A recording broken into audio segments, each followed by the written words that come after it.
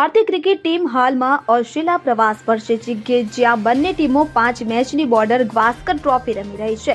શ્રેણીની પ્રથમ મેચ પર્થમાં રમાઈ હતી, કે જેમાં ભારતીય ક્રિકેટ ટીમે 295 રનથી જીત મેળવી હતી. હવે શ્રેણીની બીજી મેચ 6 ડિસેમ્બરથી એડિલેન્ડમાં રમાશે. તો આ મેચ પિંક બોલ એટલે કે ડે નાઇટ ટેસ્ટ મેચ છે, પરંતુ આ મેચ પહેલા જ એક દુઃખદ સમાચાર સામે આવ્યા છે. ઓસ્ટ્રેલિયાના એક દિગ્ગજ ક્રિકેટરે દુનિયાને અલવિદા કહ્યું છે. બોર્ડર ગાવસ્કર ટ્રોફીને જોતા ઓસ્ટ્રેલિયામાં શોકનું વાતાવરણ છે. ઓસ્ટ્રેલિયાના પૂર્વ બેટ્સમેન ઇયાન રેડપાથનું 83 વર્ષની વયે અવસાન થયું છે.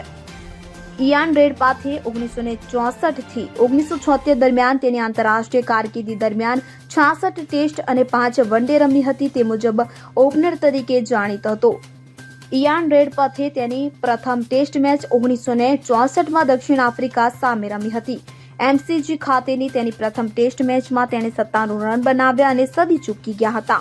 તેમણે 1971માં ઇંગ્લેન્ડ સામે તેની પ્રથમ વનડે મેચ રમી હતી. Bureau report CN24 news. હવે જુઓ દેશ દુનિયાની તમામ ખબરો તમારી આંગળીના ટેરવે. ઉઠાવો મોબાઈલ અને Google Play Store પરથી ડાઉનલોડ કરો અમારી CN24 ન્યૂઝ મોબાઈલ એપ.